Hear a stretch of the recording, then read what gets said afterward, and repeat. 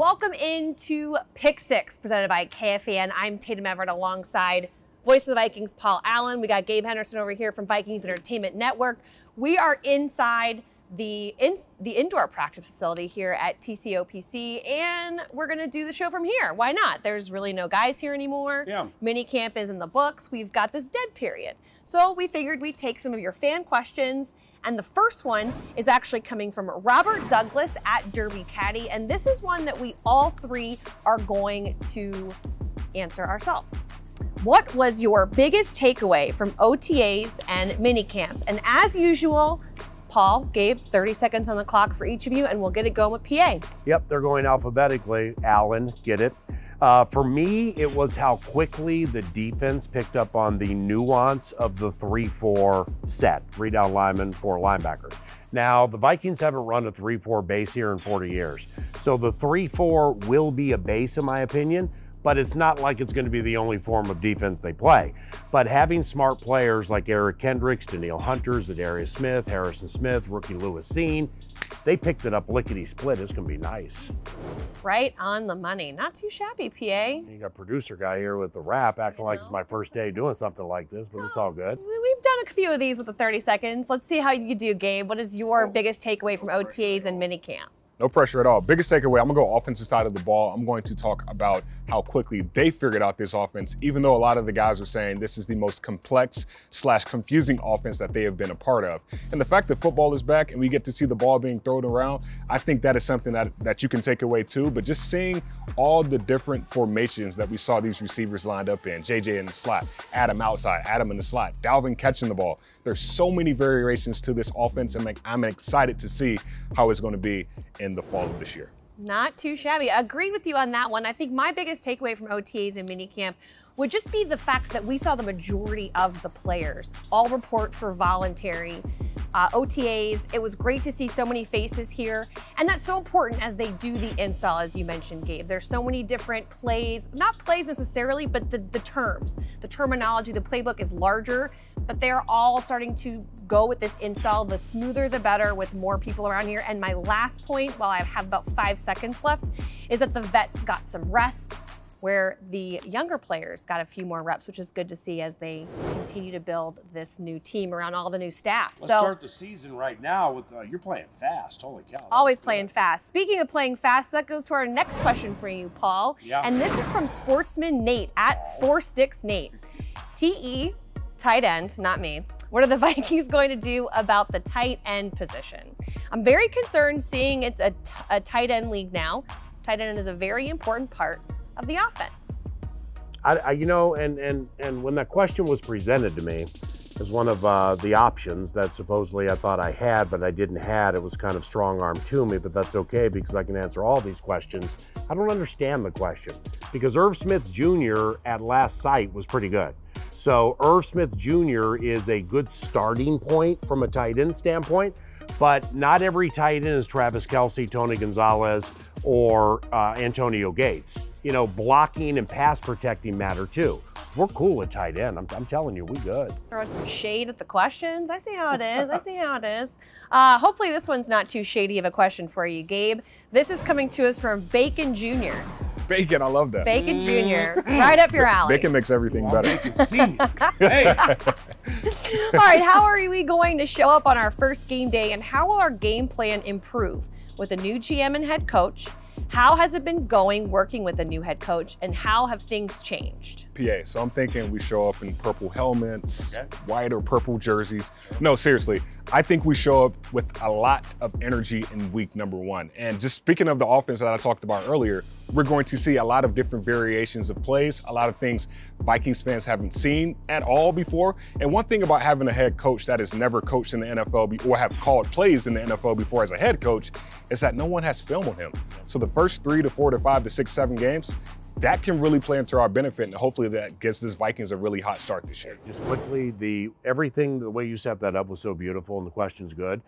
The Minnesota Vikings have a major advantage early in the season because we have really good players. I mean, you know, obviously not Super Bowl caliber at this stage from last year, but maybe this year. but really good players with something nobody knows is coming offensively and defensively. Major advantage for the Vikes. A reboot, not a rebuild, right? Right. All right, going on to question number 4. This is for UPA. Jim Keaveney at Team Hercules 15 asks you, how is the defensive line looking? That's a great question because it starts and stops there with this defense. Now, you've heard or read Kirk Cousins say that this defense can be so unpredictable and hides things and can be so deceptive that it's difficult to get around. It's a defense that in 2019 blanked Kirk 20-0 at halftime, but then they figured it out, came charging and beat the Broncos at US Bank Stadium. Harrison Phillips and Dalvin Tomlinson are 2 keys here, and they really are similar players, both very strong, very good against the run. One of them needs to get to the quarterback. Which one? I don't know. Looking forward to seeing those guys in pads as well, which we haven't really seen so much. Great point. And I think that'll give you a better glimpse into what we're going to expect soon. But those guys are so big, it kind of looks like they live in pads, you know? Yeah. Singing in the hall, I can attest to that. I fully agree. All right, Gabe, question number 5 is from James Canal. Given the fact that Kirk Cousins and Kevin O'Connell have had a pass with each other and possibly more trust with each other than the previous regime, should we anticipate Kirk getting more autonomy to change plays at the line of scrimmage based on what he sees? So last question I had Bacon, this question I had James. So James Bacon, reminds me of Mavis Bacon, the typewriter. But long story short, I do think Kirk Cousins is going to have a lot of autonomy on this offense. He's going to be able to walk up to the line of scrimmage, make calls, make checks, do whatever he needs to do. This is an offense where basically Kirk Cousins should be comfortable. He should know what's going on. And we know he has that thing where his vehicle is called Van off the White. I think everyone should hop in that van and let Kirk take the keys, turn it up, and drive us down the road to the ultimate goal of where we want to be. Wow, holy cow. Hopefully there's a little bit of pickup on the van, more so than what I'm expecting. Yeah, he got to the punchline somehow, and I still have no idea what he said. But I think he answered the question beautifully. Hopefully James likes the answer. Hopefully James likes the answer. Hopefully it has windows and it's not like all panels and driving around weird. If you've seen the latest Viking Circle, we started off with talking about Kirk's van. It's called Van off the White. So go back and watch that and you'll understand what we're talking about. Nice Lord of the Rings reference there, by the way. And this final question of the day, I figured I took a page out of Good Morning Football. I thought they had a brilliant question to ask you two, and I'm going to answer this one myself, actually. But so we're going to end on this, just kind of like a high note. What do you do better than a professional athlete? PA, you got the floor for 30 seconds. At 56, you don't do much better than anybody at any stage of the day, but can be anything. I make Turkish coffee. And I am a coffee snob, so therefore I order coffee online from all over the world. Super interesting, right? But Turkish coffee involves a way to make it where if you mess it up, it's done. So therefore, the way I make Turkish coffee, which has to be absorbed immediately with a little bit of sugar, I make Turkish coffee better than somebody in Istanbul. Oh, Don't wow. at me. I'm pretty sure there are very few professional athletes who even know what Turkish coffee is. And so I gotta make fair. sure Istanbul's in Turkey, fair. but we're okay. You're right. It is. Thank you. It is. You're welcome. All right, Gabe, what do you do better than a professional athlete? I play cornhole better than a lot of professional athletes. Cornhole. And I know a lot of people up here call it bags or bigs. Bigs. I call it cornhole.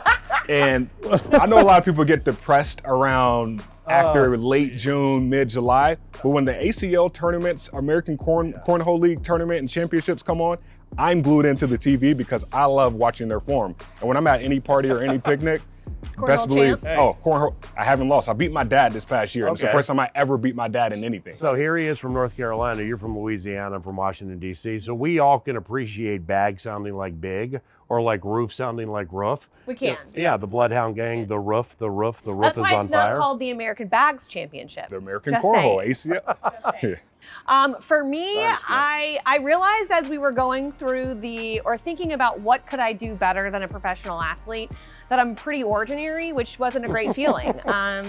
Mine was make Turkish coffee. Right, so I actually did come up with one. I can name that tune better than most professional athletes, I believe. Now, it depends on the genre because, you know, my musical knowledge is a little bit dated sometimes. It also goes to the Broadway side of things. It goes to country. It goes to a lot. So I feel like when I watch like Beat Shazam, I'm always nailing those songs. So I'm just saying, I think I could name that tune better than a professional athlete. Well, we got to have a contest doing that. Yeah, seriously. I mean, that might be in the next edition of Pick 6. Fun. Who knows? And bring a player in. And bring a player in. Why not? And Bynum. Oh, He yeah. would be There great. you Bring go. Quasey in and everything be He would actually. Well, he's not a professional athlete, so I do think he could beat me at Go on, that. tell him But I will. I will tell him that he would totally beat me Sorry, at Skip, that. it was too long. Anyway, we are going to wrap up this Pick 6. The questions were great this week, so keep them A+. coming every single time. You can tweet at Tatum Everett or at Gabe A. Henderson, at PA on the mic. Hey. We are going to be doing this throughout the offseason and into this regular season, so I know you guys will be curious about what this team is up to and get your opinion on Pick 6. Be sure to keep on the lookout on our social media to submit those questions. Thank you guys so much, and we will see you next time.